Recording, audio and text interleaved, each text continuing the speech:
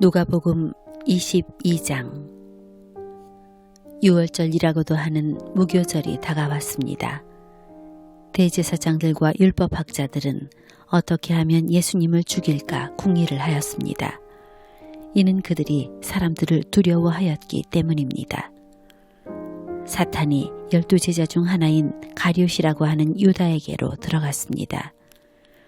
유다가 대제사장과 성전 수비대장에게 가서 예수님을 그들에게 어떻게 넘겨줄지를 의논하였습니다. 그들은 기뻐하면서 유다에게 돈을 주겠다고 약속했습니다. 유다도 찬성하고 사람들이 없을 때에 예수님을 그들에게 넘겨줄 적당한 기회를 찾았습니다. 유월절 양을 희생제물로 바치는 무교절이 되었습니다. 예수님께서 베드로와 요한을 보내면서 말씀하셨습니다. 가서 우리가 먹을 수 있도록 유월절을 준비하여라. 이들이 예수님께 물었습니다. 어디에 준비하길 원하십니까? 예수님께서 제자들에게 말씀하셨습니다. 보아라, 도시에 들어가면 물 항아리를 가지고 가는 사람을 만날 것이다. 그를 따라 그가 들어가는 집으로 들어가거라. 그리고 집 주인에게 말하여라. 선생님께서 내 제자들과 함께 유월절 음식을 먹을 방이 어디냐고 물으셨습니다. 그러면 그 사람이 위층에 있는 정돈된 큰 방을 보여줄 것이다. 거기서 유월절을 준비하여라. 베드로와 요한이 가보니 모든 것이 예수님께서 말씀하신 그대로였습니다. 그들은 그곳에서 유월절을 준비하였습니다. 때가 되어 예수님께서 식사자리에 앉으셨습니다. 그리고 제자들도 예수님과 함께 앉았습니다. 예수님께서 제자들에게 말씀하셨습니다. 내가 고난을 받기 전에 너희와 함께 이 유월절 음식을 먹기를 간절히 바랐다. 내가 너희에게 말한다. 유월절이 하나님 나라에서 이루어질 때까지 다시는 유월절 식사를 하지 않겠다. 예수님께서 잔을 받아서 감사기도를 드리고 말씀하셨습니다. 이 잔을 받아 너희들끼리 나누어 마셔라. 내가 너희에게 말한다. 하나님 나라가 올 때까지 포도 열매에서 난 것을 이후로는 마시지 않을 것이다. 그리고 예수님께서 빵을 들고 감사기도를 드리셨습니다. 그리고 떼어서 제자들에게 주시며 말씀하셨습니다. 이것은 내가 너희에게 주는 내 몸이다. 이것을 행하여 나를 기념하여라. 이와 같이 빵을 드신 후에 잔을 가지시고 말씀하셨습니다. 이 잔은 너희를 위하여 흘리는 내 피로 세운 새 언약이다. 보아라, 나를 넘겨줄 사람의 손이 나와 함께 식탁 위에 있다. 인자는 정해져 있는 대로 갈 것이나 인자를 넘기는 그 사람에게는 화가 있다. 제자들이 자기들 중에 누가 이런 일을 하겠는가 하고 서로 묻기 시작하였습니다. 제자들 사이에 누가 가장 큰 사람으로 역임을 받을 것인가를 놓고 서로 말다툼이 일어났습니다. 예수님께서 그들에게 말씀하셨습니다. 이방인들의 왕은 백성들 위에서 왕 노릇한다. 그리고 권력을 가진 사람들은 백성들에게 은인으로 불린다. 그러나 너희가 그래서는 안 된다. 너희 중에 가장 큰 사람은 가장 어린 사람처럼 되어야 하고 지도자는 종처럼 되어야 한다. 식사자리에 앉아있는 사람과 그를 시중두는 사람 가운데 누가 더 큰 사람이냐? 식사자리에 앉아있는 사람이 아니냐? 그러나 나는 섬기는 사람으로 너희 가운데 있다. 너희는 내가 시험을 당할 때 나와 함께 있었다. 내 아버지께서 내게 나라를 주신 것처럼 나도 너희에게 주려고 한다. 너희는 내 나라에서 먹고 마실 것이며 왕좌에 앉아 이스라엘의 12지파를 심판할 것이다. 시몬아, 시몬아, 사탄이 너를 마치 밀가부르듯 하는 것을 허락해달라고 요청하였다. 그러나 나는 내가 믿음이 꺾이지 않도록 기도하였다.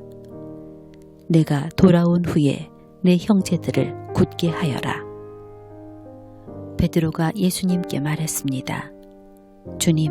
주님과 함께라면 감옥에 갈 수도 있고 죽을 준비도 되어 있습니다. 예수님께서 말씀하셨습니다. 내가 네게 말한다. 오늘 닭이 울기 전에 내가 3번씩이나 나를 모른다고 부인할 것이다. 예수님께서 제자들에게 말씀하셨습니다. 지갑이나 가방이나 신발이 없이 내가 너희를 보냈을 때 너희에게 부족한 것이 있었느냐? 그들이 대답했습니다. 아닙니다. 없었습니다. 예수님께서 제자들에게 말씀하셨습니다. 그러나 지금은 지갑이 있는 자는 지갑을 챙기라. 가방도 그렇게 하여라. 칼이 없으면 옷을 팔아서라도 사라. 내가 너희에게 말한다. 그는 마치 범죄자처럼 취급당했다고 쓰여진 말씀이 반드시 내게서 이루어져야 한다. 내게 대하여 쓰여진 것이 이제 이루어지고 있다. 제자들이 말했습니다. 보십시오, 주님, 여기에 칼 2개가 있습니다. 예수님께서 그것이면 충분하다 라고 말씀하셨습니다. 예수님께서 예루살렘 밖으로 나가셔서 늘 하시던 대로 올리브산으로 가셨습니다. 제자들도 예수님을 뒤따라 갔습니다. 그곳에 이르셔서 예수님께서 제자들에게 말씀하셨습니다. 시험에 들지 않게 기도하여라. 그리고 제자들을 떠나 돌을 던져 닿을 만한 곳에 가셔서 무릎을 꿇고 기도하셨습니다. 아버지, 만일 아버지의 뜻이라면 제게서 이 잔을 없애주십시오. 그러나 제 뜻대로 되게 하지 마시고 아버지의 뜻대로 이루어지게 하십시오. 그러자 하늘로부터 천사가 나타나 예수님께 힘을 북돋워 주었습니다. 예수님께서 고통스러워하시며 더 간절히 기도하셨습니다. 땀이 마치 핏방울처럼 땅에 떨어졌습니다. 예수님께서 기도하기를 마치시고 일어나 제자들에게 가셨습니다. 그리고 제자들이 슬픔에 지쳐 잠들어 있는 모습을 보셨습니다. 예수님은 그들에게 말씀하셨습니다. 왜 잠을 자고 있느냐? 일어나라. 그리고 시험에 들지 않게 기도하여라. 예수님께서 말씀하고 계실 때 사람들이 몰려왔습니다. 12 제자 가운데 하나이며 유다라고 불리는 사람이 사람들을 이끌고 왔습니다. 그리고 예수님께 입맞추려고 가까이 다가왔습니다. 그러나 예수님께서 유다에게 말씀하셨습니다. 유다야, 입맞춤으로 인자를 넘기느냐? 예수님 곁에 있던 사람들이 돌아가는 상황을 보고 예수님께 말했습니다. 주님, 칼로 이들을 칠까요? 그들 가운데 한 사람이 대제사장의 종의 오른쪽 귀를 칼로 베었습니다. 예수님께서 말씀하셨습니다. 그만두어라. 그리고 그 종의 귀를 만져 고쳐주셨습니다. 예수님께서 체포하려고 온 대제사장과 성전 수비대와 장로들에게 말씀하셨습니다. 강도를 잡듯이 칼과 몽둥이를 가지고 왔느냐? 내가 매일 성전에서 너희와 함께 있었다. 그러나 너희는 내게 손을 대지 않았다. 그러나 지금은 너희의 때, 곧 어둠이 다스리는 때이다.